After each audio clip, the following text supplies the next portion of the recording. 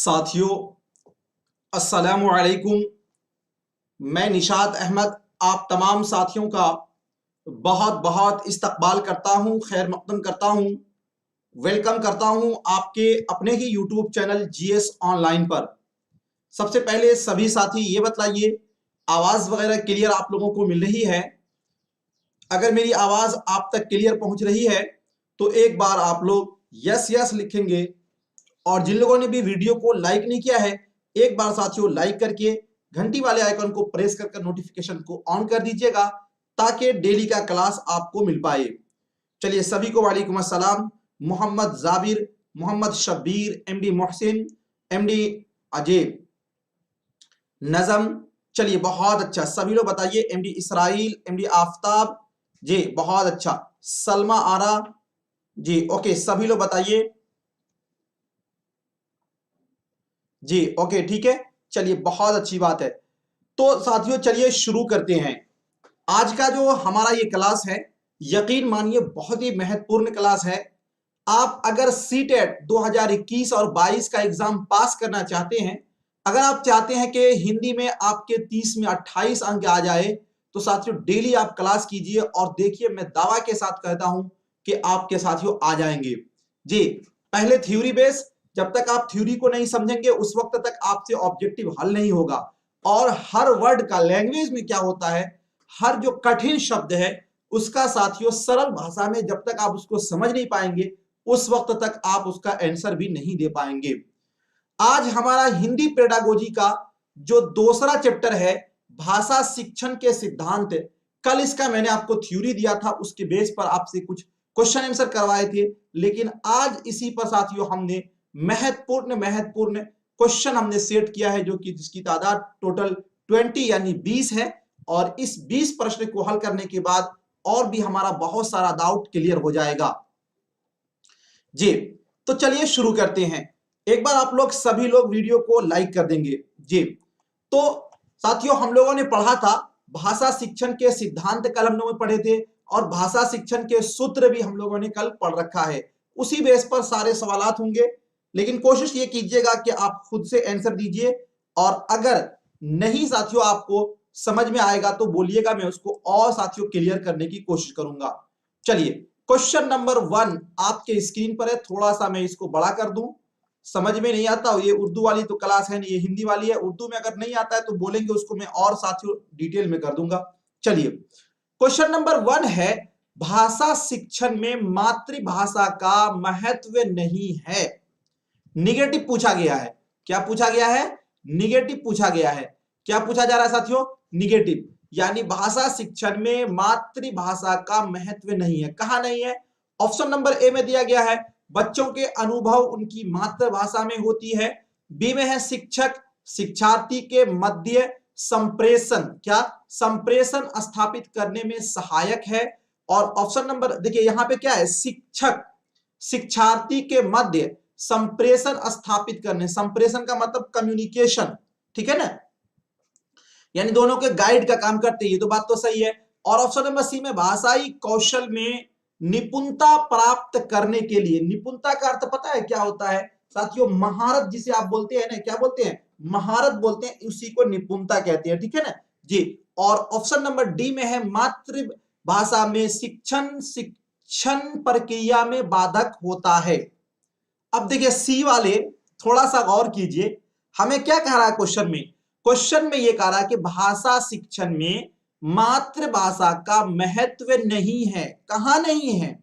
ये वाला देखिए आप डी वाले पे गौर कीजिए, मातृभाषा में शिक्षण प्रक्रिया में बाधक होता है, यानी जो शिक्षण है ये शिक्षण प्रक्रिया में बाधक होगा, यानी रुकावट करेगा। ये वाला गलत है हमारा, और जो गलत होगा उसी को ना चुनना है। तो जो गलत है डी वाला गलत है, और यही हमारा राइट आंसर होगा, यानी ऑप्शन नंबर डी। बाकी और तीनों पर आप समझेंगे, कोशिश करेंगे तो तीनों आपको समझ में आ जाएगा कि बच्चों के अनुभव उनकी मातृभाषा में होती है, यानी मादरी जबान में वो अपने अनुभव को शेयर करते हैं। ये तो हमने पढ़ा ना, अपने तजर्बात, अपने एहसासात, अपने ख्यालात, अपने जज्बात का इजहार करना जिस जबान में कर सकते हैं उसी को बोलते हैं मातृभाषा, ठीक है ना। अच्छा बी में कहा जा रहा है शिक्षक शिक्षार्थी के मध्य संप्रेषण स्थापित करने में सहायक है, यानी कम्युनिकेशन, ठीक है ना, दोनों के बीच का, तो ये बात भी सही है। सी में चलेंगे, भाषाई कौशलों में निपुणता प्राप्त करने के लिए। साथियों, भाषाई कौशलों में निपुणता का मतलब होता है महारत प्राप्त करने के लिए। मातृभाषा तो बिल्कुल ठीक है, तो सी वाला भी हमारा राइट है। लेकिन मातृभाषा में शिक्षण प्रक्रिया में बाधक होता है, यानी कहा जा रहा है कि शिक्षण जो है वो रुकावट होता है तदरीस, ये बात गलत है, इसलिए हमारा ऑप्शन नंबर डी राइट होगा। क्लियर? थोड़ा सा साथियों टाइम लूंगा क्वेश्चन में कुछ, थोड़ा सा, ताकि और भी आपको डाउट क्लियर हो जाए कुछ लोगों का, और आप एक एक क्वेश्चन के आंसर को आप समझते चलें। चलिए ठीक है। उर्दू की क्लास डेली होती है साथियों, लेकिन उसके लिए आपको हमारे ऑफिशियल ग्रुप से जुड़ना होगा, तभी डेली क्लास मिल पाएंगे। आज तक तो ये हिंदी का क्लास भी आपको मिल जा रहा है, लेकिन हिंदी भी डेली करने के लिए आपको हमारे ऑफिशियल ग्रुप से जुड़ना होगा। चलिए, क्वेश्चन नंबर 2 में है, भाषा साधन है, क्या चीज का साधन है? व्यक्तित्व के निर्माण का। ऑप्शन नंबर बी में है सामाजिक सांस्कृतिक पहचान का, और ऑप्शन नंबर सी में है व्यक्ति की पहचान का, और ऑप्शन नंबर डी में उपरोक्त सभी का। भाषा साधन है जी। देखिए, इसमें साथियों ज्यादा आपको समझने की नहीं है, व्यक्तित्व के निर्माण का भी भाषा साधन है, सामाजिक सांस्कृतिक पहचान का भी भाषा से आपकी पहचान होती है। देखते हैं अलग अलग साथियों जगहों पर अलग अलग क्या है, सामाजिक सांस्कृतिक अलग अलग लैंग्वेज है, ये भी पहचान है भाषा क्या, ठीक है, व्यक्ति की पहचान भी है इससे। तो हमारा हो जाएगा ऑप्शन नंबर डी, चूंकि इसमें तीनों ऑप्शन जो है वो राइट है। क्लियर? देखिए सभी लोग आंसर दे रहे हैं, बहुत खुशी की बात है, इसमें किसी का भी गलत नहीं हुआ।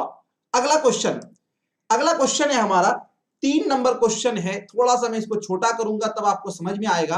क्वेश्चन नंबर साथियों 3 में है, भाषा शिक्षण का उद्देश्य नहीं है। थोड़ा इसको छोटा कर देता हूं ताकि आपको समझ में आ जाए जी। चलिए, बस एक ही क्वेश्चन छोटा होगा। भाषा शिक्षण का उद्देश्य नहीं है, क्या उद्देश्य नहीं है? विषय वस्तु को समझने की योग्यता का विकास। बी में है रचनात्मकता का विकास। देखिए, रचनात्मकता का विकास का मतलब जानते हैं, रचनात्मकता का विकास का मतलब हुआ तख्लीकी सलाहियत। क्या? तख्लीकी सलाहियत। क्या होता है उर्दू में इसका? तख्लीकी सलाहियत। अच्छा, सी में होता है आत्म व्यक्ति, और ऑप्शन नंबर आत्म व्यक्ति, और ऑप्शन नंबर डी में है उपरोक्त में से कोई नहीं। क्या होगा राइट आंसर? चलिए बताइए, थोड़ा सा गौर कीजिए इस क्वेश्चन में, थोड़ा सा ध्यान दीजिए। क्या कहा जा रहा है साथियों? भाषा शिक्षण का उद्देश्य नहीं है। अब इसमें हमें निगेटिव पूछा गया है। देखिए, इसमें से विषय वस्तु को समझने की योग्यता का विकास, ये तो जरूरी है साथियों, इसीलिए तो भाषा शिक्षण का उद्देश्य होता है। ये तो यस है, ये तो है कि विषय वस्तु को समझने में भाषा शिक्षण क्या है? मददगार है, सहायक है। क्लियर? ये बात राइट है, तो हमें निगेटिव वाली बात बतानी है। रचनात्मकता का विकास, भाषा शिक्षण से क्या होता है साथियों? तख्लीकी सलाहियत होती है, क्रिएटिविटी होती है, ठीक है ना, नए नए जो खोज करते हैं, ये तो बात सही है। अच्छा, सी में चलते हैं, आत्मा व्यक्ति, ये भी साथियों है, लेकिन डी वाला जो उपरोक्त में से कोई, यानी कोई भी ऐसा ऑप्शन इसमें से नहीं है, इसलिए 3 का जो है इसका भी आपका ऑप्शन नंबर डी राइट हो जाएगा।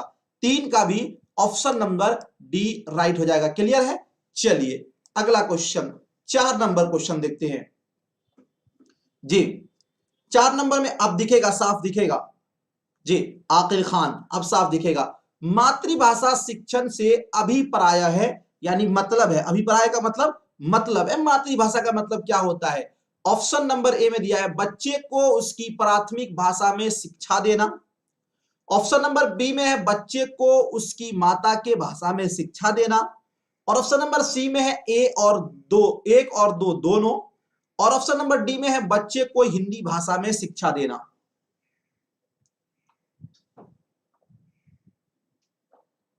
चलिए बताइए क्या होगा राइट आंसर? 4 नंबर क्वेश्चन देखिए, मातृभाषा का मतलब क्या होता है? अलेक्जेंडर आकिब साहब, वेलकम, शुक्रिया, थैंक यू 30 रुपए का डोनेट करने के लिए। मातृभाषा शिक्षण से अभिप्राय, यानी इसका मतलब ये होता है कि आप जहां पे, जिस कॉन्टेक्स्ट में जहां पे आप पैदा हुए हैं, आपकी माँ की जो भाषा है वो भी मातृभाषा है, और फिर जो आप वहां पे सीखते हैं वो मातृभाषा है। तो माँ की भाषा वो मातृभाषा, और जो आप सीखते हैं जो, वो भी साथियों क्या है? तो बच्चे को उसकी प्राथमिक भाषा में शिक्षा देना, यह शिक्षण के अभिप्राय है। और बच्चे को उसकी माता के भाषा में शिक्षा देना, यह साथियों मातृभाषा शिक्षण का अभिप्राय होता है, मतलब होता है। तो हमारा हो जाएगा ए और बी दोनों। तो ए को हम एक बोलेंगे, बी को दो बोलेंगे, यानी एक और दो दोनों, जो कि हमारा ऑप्शन नंबर सी में है, इसलिए हमारा ऑप्शन नंबर सी राइट हो जाएगा। सिर्फ ए नहीं, बी भी होगा। क्लियर।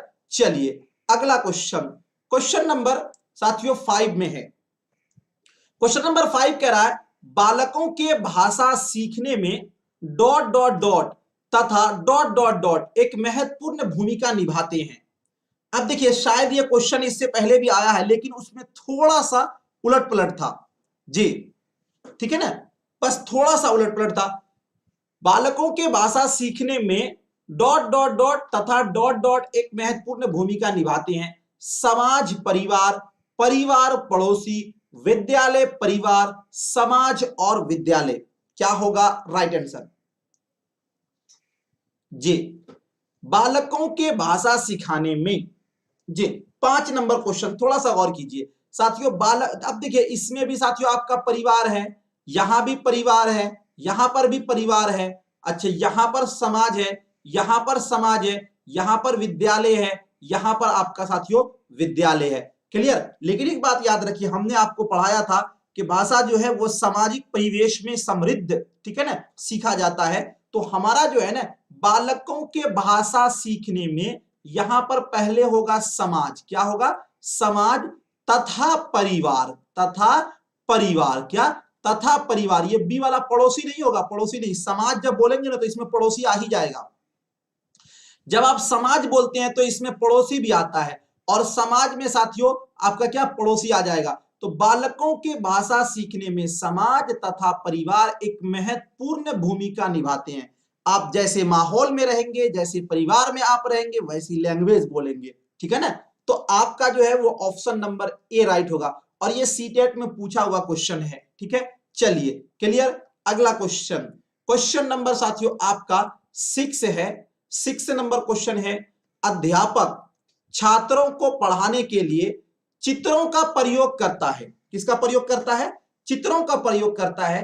अध्यापक शिक्षण अधिगम प्रक्रिया में किस सिद्धांत का प्रयोग करता है? जी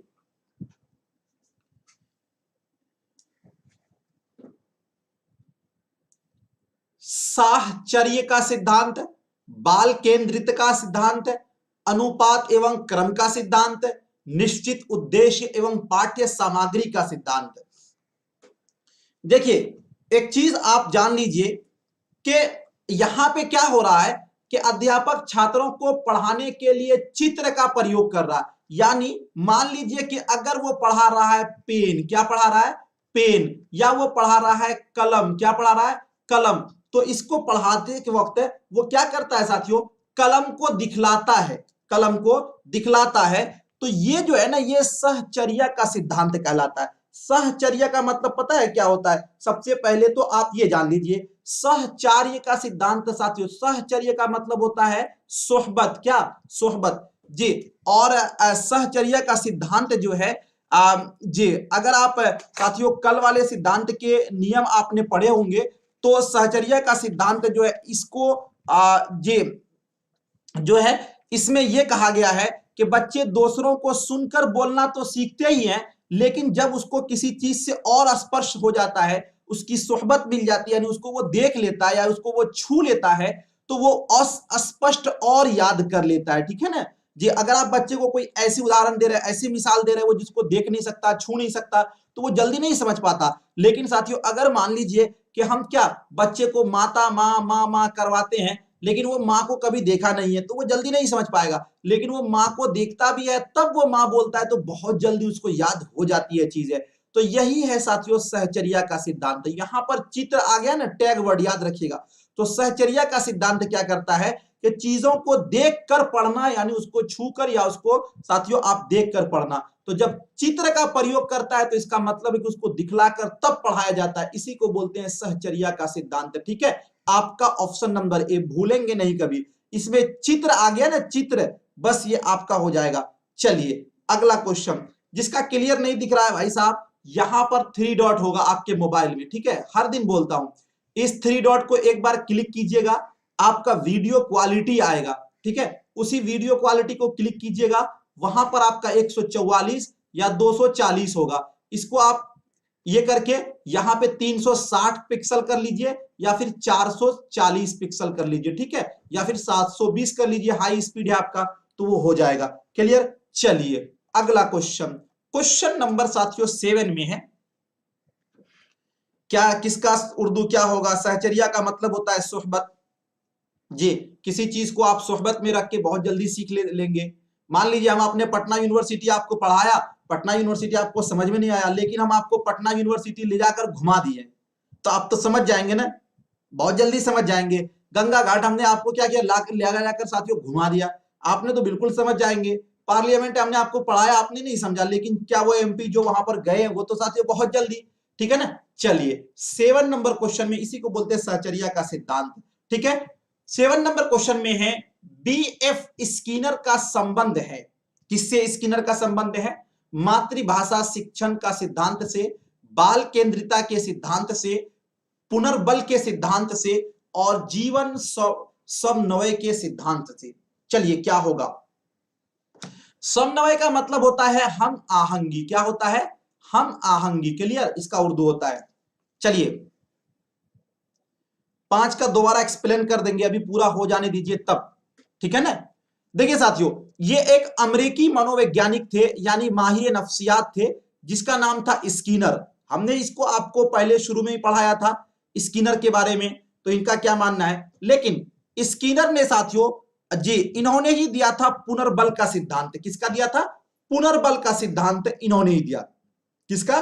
पुनर्बल का सिद्धांत इन्होंने ही दिया था। इनका मानना यह था कि बच्चे को जो चीज समझ में आती है उसको वो बहुत जल्दी सीखता है और उसमें वो बहुत उत्साहित होता है, उसमें वो बहुत खुश होता है। लेकिन जो चीज नहीं समझ में आती है उसको वो जल्दी सीखना नहीं चाहता।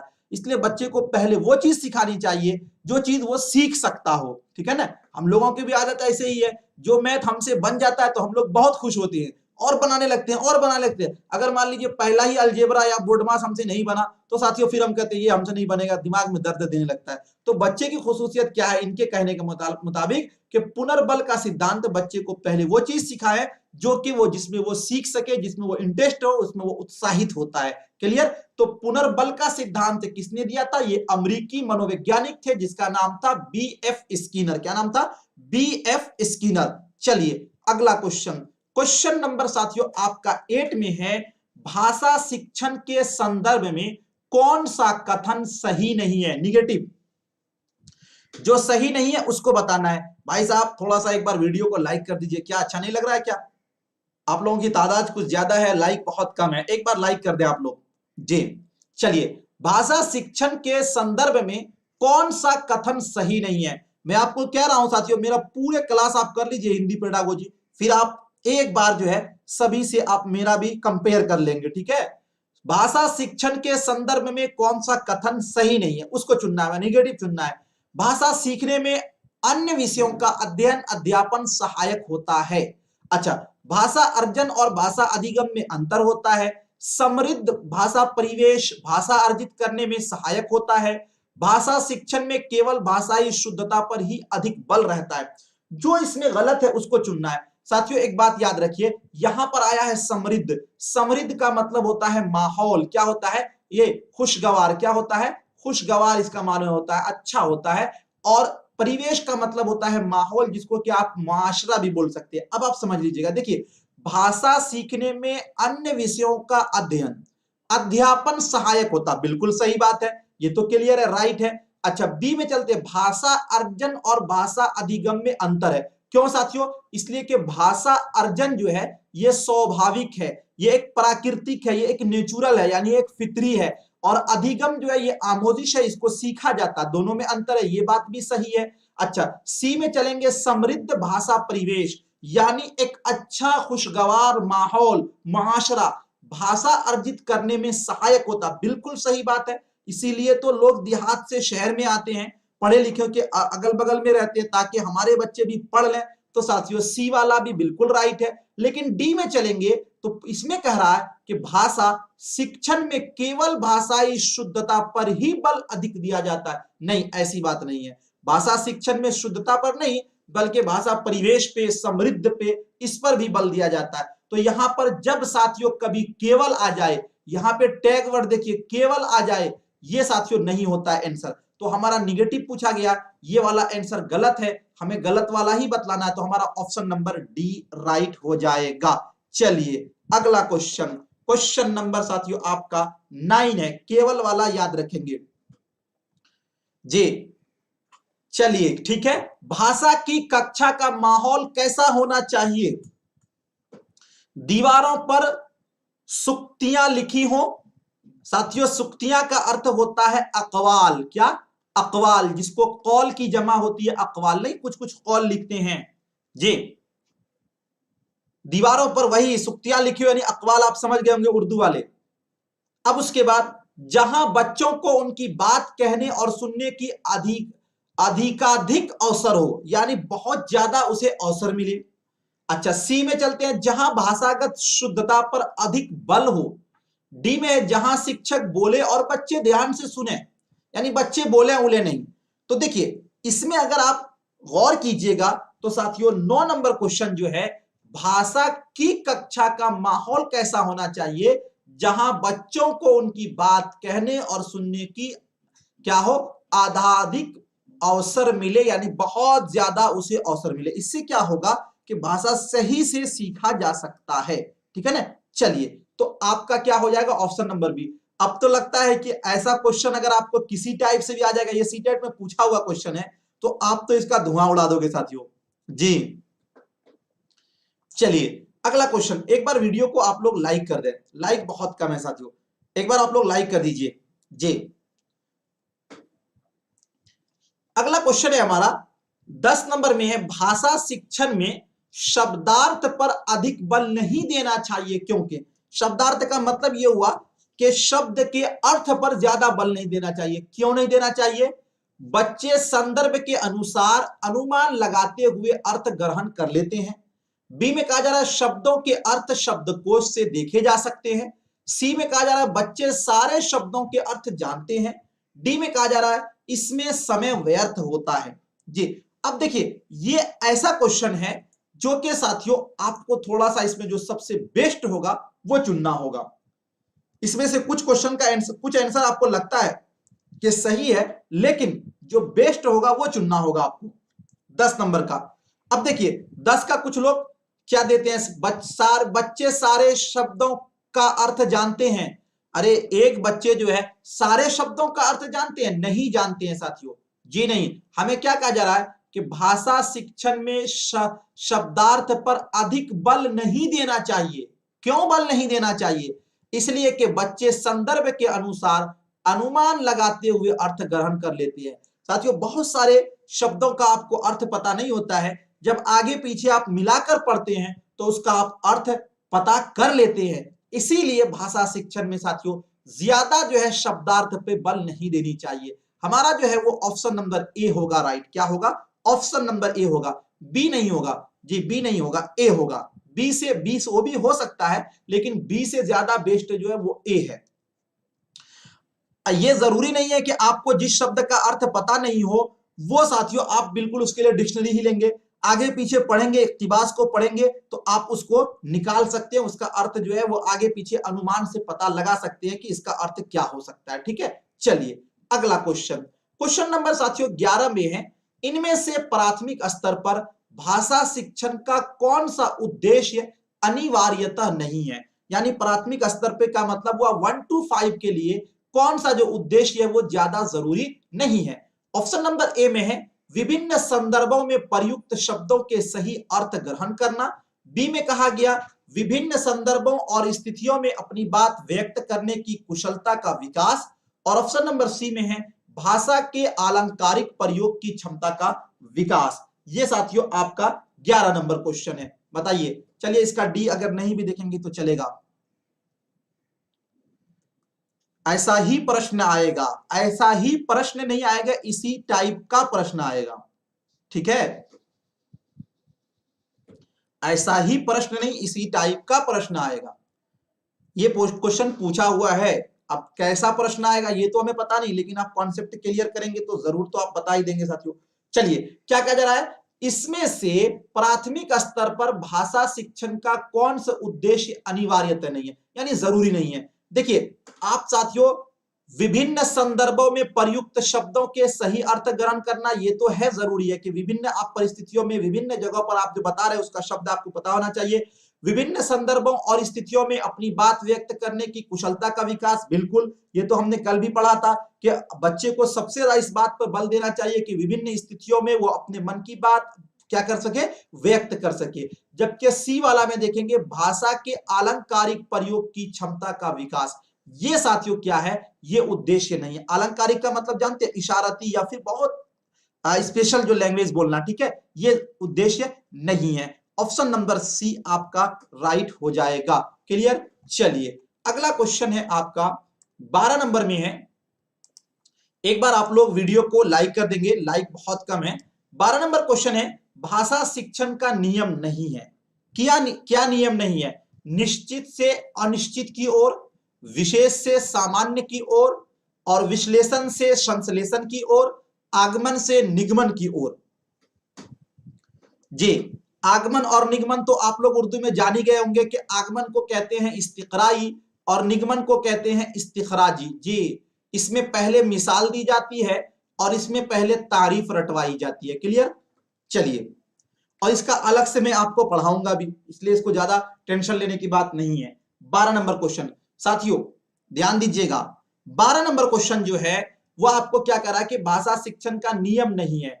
देखिए ये साथियों विशेष से सामान्य की ओर, खास से आम की तरफ ये तो है नियम, आगमन से निगमन की तरफ ये भी नियम है, विश्लेषण से संश्लेषण की तरफ यानी तज्जिया से तरकीब की जानिब ये भी है, लेकिन निश्चित से अनिश्चित की जानिब ये नहीं है, बल्कि असल में है अनिश्चित से निश्चित की जानिब ये है। तो हमारा जो है वो ऑप्शन नंबर ए होगा राइट। क्या होगा? ऑप्शन नंबर ए राइट हो जाएगा। ठीक है जी। 12 नंबर क्वेश्चन का, अरे विशेष से सामान्य की ओर हम लोग नहीं पढ़े हैं, खास से आम की तरफ, खास से आम की तरफ। जी हाँ कहिएगा हिंदी पढ़ा रहे हैं और इसमें उर्दू क्यों बता रहे हैं। चलिए उर्दू का क्लास भाई साहब डेली होती है, लेकिन वो है ना आपको डेली क्लास ज्वाइनिंग करेंगे तभी सभी क्लास मिल पाएंगे। चलिए अगला क्वेश्चन है आपका 13 नंबर क्वेश्चन है, भाषा शिक्षण में बाधक है यानी रुकावट है। क्या रुकावट है?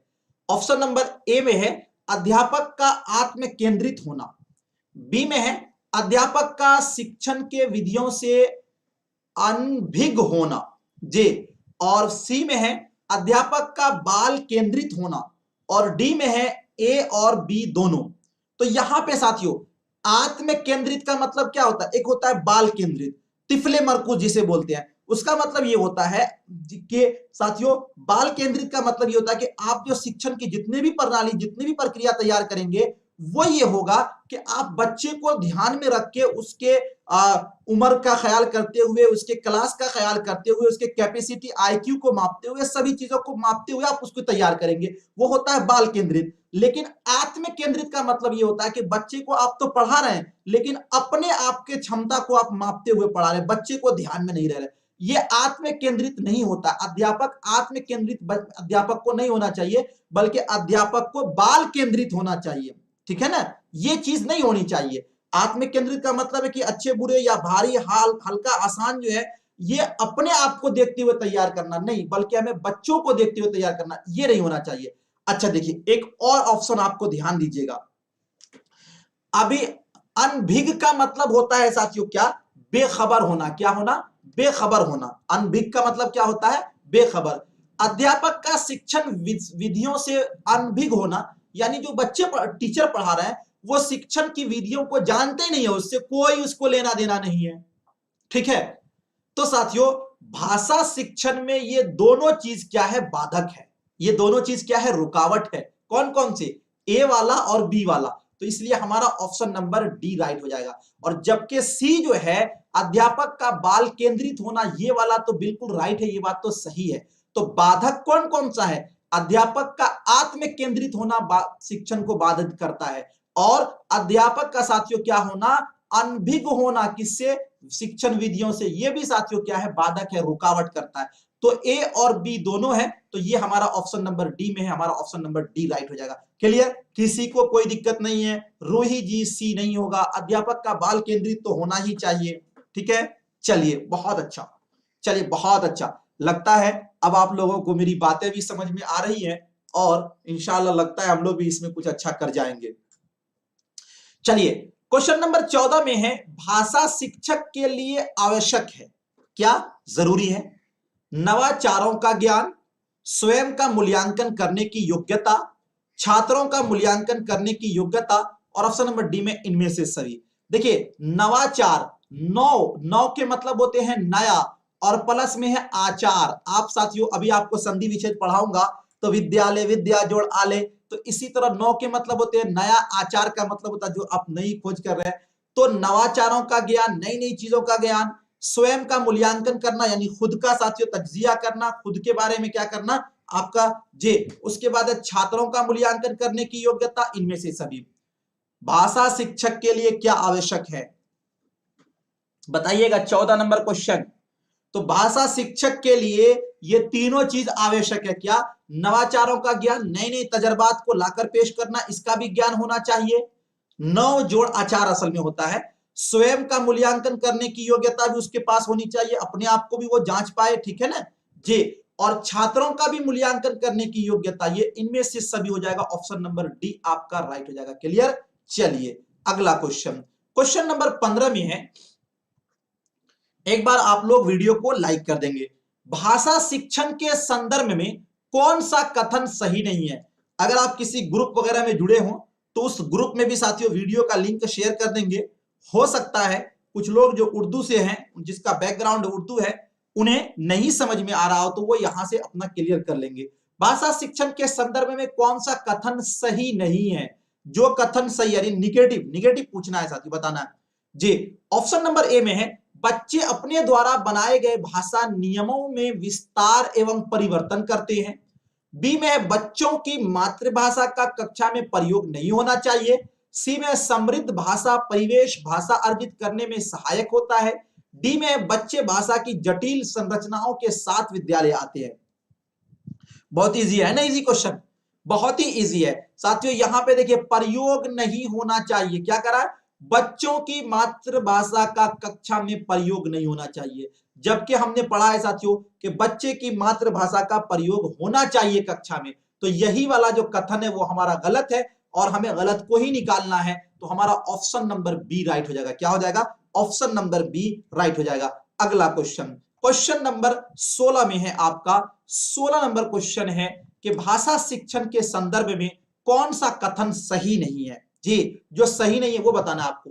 भाषा शिक्षण में समृद्ध भाषी परिवेश उपलब्ध कराना जरूरी है जी, यानी अच्छा एक खुशगवार माहौल, समृद्ध का मतलब होता है खुशगवार, अच्छा परिवेश का मतलब होता है माहौल जी। भाषागत शुद्धता के प्रति अत्यधिक कठोर रवैया नहीं अपनाना चाहिए। सी में कहा जा रहा है भाषा के नियमबद्ध व्यवस्था को केवल व्याकरण के माध्यम से ही जाना जा सकता है। सी में, डी में कहा जा रहा है समृद्ध भाषिक परिवेश में बच्चे स्वयं नियमों का निर्माण करते हैं। क्या होगा? जो कथन सही नहीं है उसको बताना है, निगेटिव वाला बताना है जी। 16 नंबर क्वेश्चन। तो अब देखिए इसमें गौर कीजिए साथियों, क्या कहा जा रहा है, भाषा शिक्षण में समृद्ध भाषी परिवेश उपलब्ध कराना जरूरी है। यह बात सही है, चूंकि परिवेश होना चाहिए और समृद्ध परिवेश होनी चाहिए, ये तो है जरूरी है, ये तो सही बात है। अच्छा, भाषागत शुद्धता के प्रति अत्यधिक कठोर रवैया नहीं अपनाना चाहिए, यानी ये नहीं कि आप शुद्ध ही बोलो, ये चीज अधिक नहीं अपनाना चाहिए, ये बात भी सही है कि यानी इसमें बहुत कठोरता से काम नहीं लेनी चाहिए। अच्छा, सी में चलेंगे, भाषा की नियमबद्ध व्यवस्था को केवल व्याकरण के माध्यम से ही जाना जा सकता है। नहीं भाई, व्याकरण के माध्यम से नहीं, बल्कि हम जो पढ़े हैं LSRW यानी क्रमबद्ध, यही ना है, लिसनिंग, स्पीकिंग, उसके बाद रीडिंग, उसके बाद साथियों रिटेन, यानी लिसनिंग मीन से सुनना, स्पीकिंग मीन से बोलना, और रीडिंग मीन से पढ़ना, और उसके बाद साथियों रिटेन मीन से लिखना, यानी क्रमबद्ध है। तो ये सिर्फ व्याकरण में ही सीखा जा सकता है? नहीं, ये तो बाहर भी सीखा जा सकता है। हमारा क्या है, ऑप्शन नंबर सी जो है, ये वाला ऑप्शन गलत है और हमें गलत वाला ही बतलाना है, इसलिए हमारा ऑप्शन नंबर सी क्या हो जाएगा, राइट हो जाएगा। क्लियर। चलिए अब देखिए डी वाला पे भी गौर कर लेते हैं। समृद्ध भाषिक परिवेश में बच्चे स्वयं नियमों का निर्माण करते हैं। सही बात है कि अगर अच्छा खुशगवार माहौल मिले तो बच्चे खुद से नियम बनाते हैं। चलिए ठीक है, सी वाला हमारा राइट होगा। 16 का साथियों सी, 16 का सी राइट होगा। चलिए अगला क्वेश्चन, क्वेश्चन नंबर 17 में आपका है, निम्नलिखित में से किस उद्देश्य के लिए प्राथमिक स्तर पर भाषा नहीं सीखी जाती। यानी कौन से काम के लिए प्राथमिक स्तर पे 1 to 5 में हम भाषा नहीं सीखते हैं। भाषा का व्याकरण सिखाना, अपनी अनेक जरूरतों को पूरा करना, मन की बात कहना सुनना, जीवन की विभिन्न स्थितियों को साधना। जी चलिए सभी लोग बताइए क्या होगा राइट आंसर। जी ज्यादा नहीं 20 क्वेश्चन है, आप लोग न जाएं, ज्यादा बेहतर होगा, बहुत अच्छे ढंग से आप सीख लेंगे। साथियों क्या कहा जा रहा है, किस उद्देश्य के लिए प्राथमिक स्तर पर भाषा नहीं सीखी जाती। तो वो जो उद्देश्य है साथियों, अपने अनेक जरूरतों को पूरा करना, इसलिए तो सिखा ही जाता है।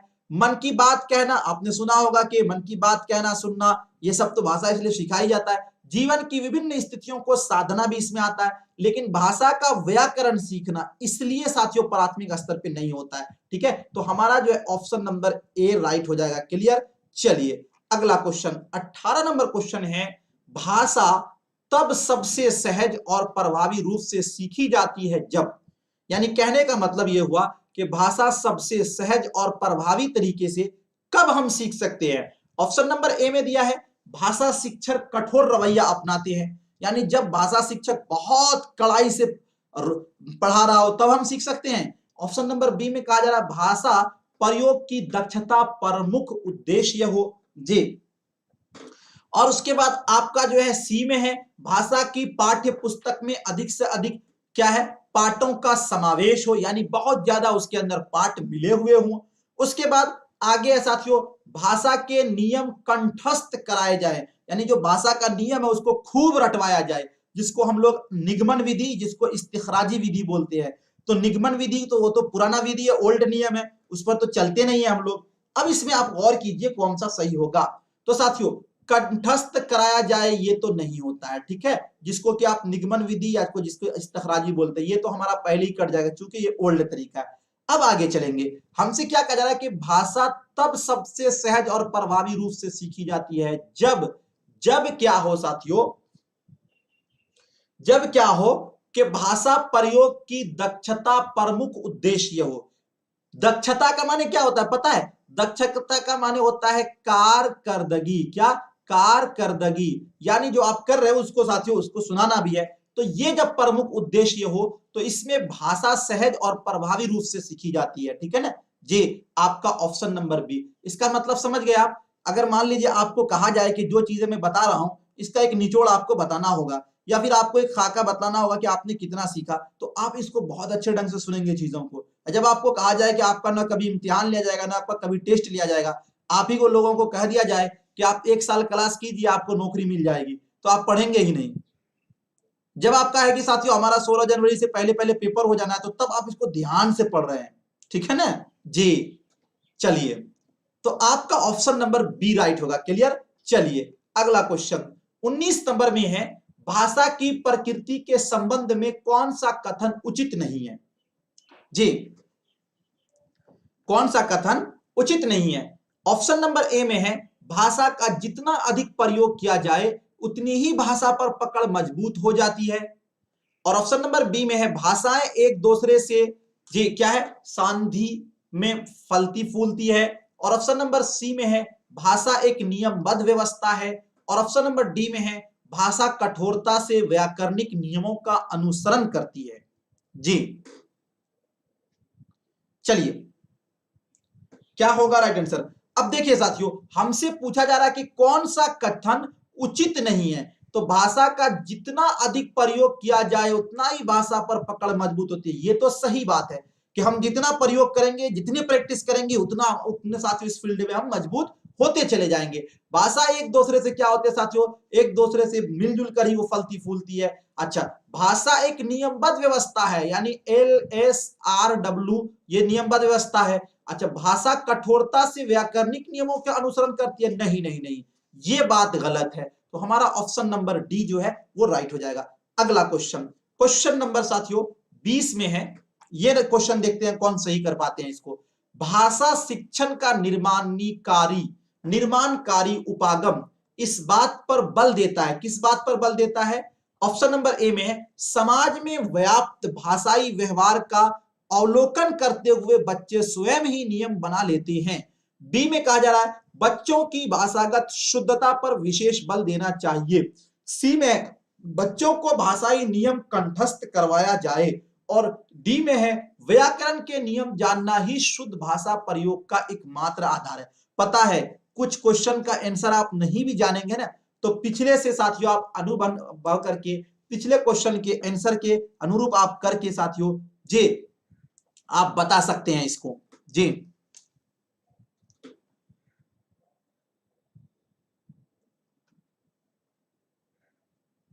चलिए सभी लोग बताइए क्या होगा साथियों 20 नंबर का।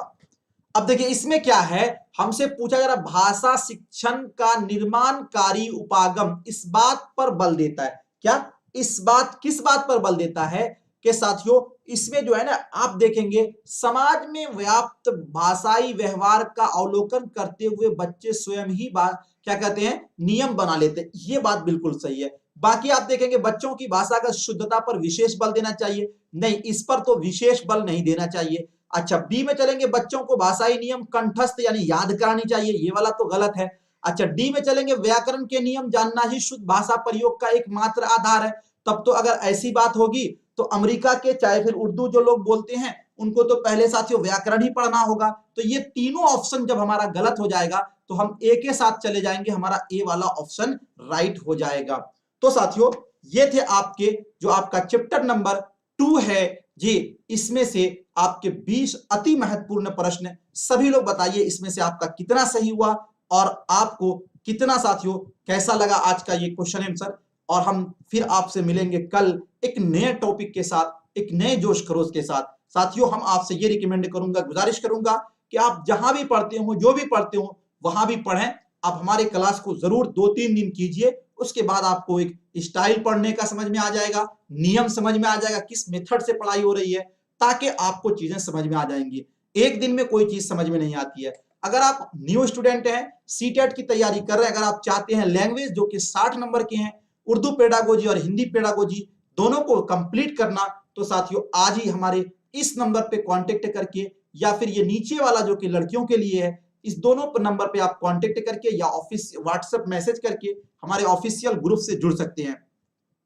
जुड़ने से फायदा क्या होगा कि डेली के क्लास के आपको पीडीएफ मिल जाएंगे और ये पीडीएफ जो है साथियों थ्योरी बेस्ड भी होंगे और आपको एमसीक्यू बेस्ड भी होंगे, यानी कि हर चैप्टर का थ्योरी भी होगा और उसका साथियों प्रैक्टिस सेट भी होगा। तो थ्योरी से हमारे कॉन्सेप्ट क्लियर होंगे और प्रैक्टिस सेट से साथियों हमारे जो क्या है जी आप जो हमारे जिसमें हमको कंफ्यूजन है वो हमारे डाउट क्लियर होंगे जी। और किसी को कुछ 5 नंबर का एक्सप्लेन करें? अच्छा 5 नंबर का एक्सप्लेन फिर से कर देते हैं, चलिए ठीक है।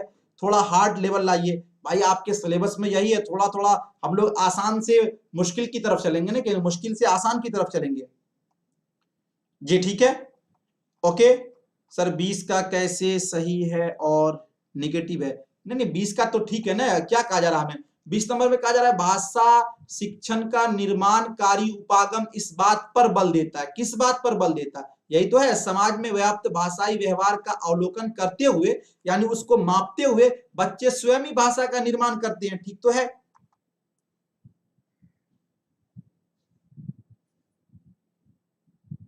जी। कॉल भाई साहब आप देखिए बहुत सारे लोगों का कॉल आता है, हो सकता है कोई कॉल नहीं उठ पाए तो वो आप फिर बाद में ट्राई कर लेंगे या मैसेज करके छोड़ दीजिए और वो आप कर लेंगे। चलिए देखते हैं 5 नंबर का। और किसी को कुछ पूछना है? आप बहुत अच्छा पढ़ाते हैं, शुक्रिया, थैंक यू। देखिए आप क्या है ना, मैं आपको रटने नहीं कहूंगा, आप डेली क्लास करेंगे ना तो हर जो हार्ड वर्ड है जैसे समावेश, परिवेश, समृद्ध जी, आत्मसात, ये सब जो आगमन विधि, निगमन विधि जो है साथियों, ये सब जो है जी आप इसी तरह विश्लेषण, संश्लेषण, ये सब का आप ऑटोमेटिकली सारे वर्ड पता कर लेंगे। तो आपको पता है ना, अगर एक लैंग्वेज आपका पकड़ मजबूत हो गया तो दूसरे पर भी आप कमांड हासिल कर लेंगे, ठीक है ना जी। अच्छा देखिए, चलिए ये वाला क्वेश्चन हमसे कहा जा रहा है जी, क्या हमसे कहा जा रहा है कि क्या कहा जा रहा है, 5 नंबर क्वेश्चन को एक बार रिपीट कर दीजिए, देख लीजिए 5 नंबर क्वेश्चन को। बाकी आपको कुछ पूछना हो तो थोड़ा सा 1 मिनट रुक जाएंगे, तब फिर मैं आपका क्वेश्चन ले लूंगा और फिर उसको साथियों हम लोग देख लेंगे, ठीक है ना जी। पहले हम लोग ये 5 नंबर को देख लेते हैं। देखिए 5 नंबर में हमें क्या, खाली स्थानों को भरना था। तो खाली स्थानों को भरने के लिए हम साथियों क्या करेंगे, क्या कहा जा रहा है हमसे, हमसे कहा जा रहा है कि बालकों के भाषा सीखने में, ठीक है, डॉट डॉट डॉट तथा डॉट डॉट डॉट एक महत्वपूर्ण भूमिका निभाते हैं। भाषा आपको पता है कि बालक कहां, परिवेश में, समृद्ध परिवेश में सीखते हैं। तो साथियों समाज होगा और परिवार होगा, ये दोनों आएगा, ठीक है ना। चूंकि अगर परिवार देते हैं तो पड़ोसी आ जाता है, पड़ोसी हो नहीं सकता क्योंकि इससे बड़ा जो है समाज है, इसलिए हमारा यहां पे पहले होगा समाज, फिर होगा परिवार। क्लियर जी, ठीक है। इसका जो है 5 का ए वाला राइट होगा जी।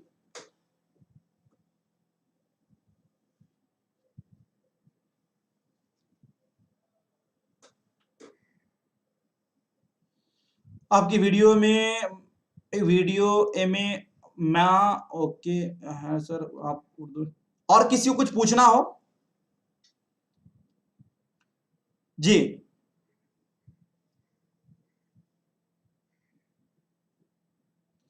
चलिए बहुत बहुत शुक्रिया तौसीफ साहब, थैंक यू। चलिए ठीक है, क्लास को इंटरेस्टिंग कीजिए। अच्छा, व्याकरण कब से पढ़ाएंगे, पहले हम 3-4 चैप्टर पढ़ लेते हैं, चूंकि हिंदी जो शिक्षण शास्त्र है वो टोटल 9 चैप्टर है, तो कम से कम इसका 5 चैप्टर हम लोग शुरू में पढ़ लेते हैं, फिर हम लोग जो है जी, पहले परिवार नहीं होगा बल्कि ये पूछा हुआ क्वेश्चन है, तो इसलिए पहले परिवार होना चाहिए, लेकिन पूछा हुआ क्वेश्चन है तो ऐसे ही है, इसलिए। चलिए ठीक है, थैंक यू साथियों, बहुत बहुत शुक्रिया। एक बार सभी लोग वीडियो को लाइक कर देंगे।